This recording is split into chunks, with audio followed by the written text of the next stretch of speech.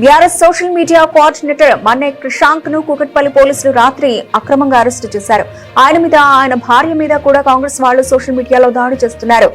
ఈ మతి భ్రమించిన ముఖ్యమంత్రి ఏ విధంగా పోలీసు వ్యవస్థను వాడుకుంటున్నాడో ప్రజలు గమనించాలని BRS general secretary RS Praveen Kumar అన్నారు. ఈ సందర్భంగా ఆయన మాట్లాడుతూ, రేవంత్ రెడ్డి మీకు హోంమంత్రిగా ఉండే అర్హత లేదన్నారు.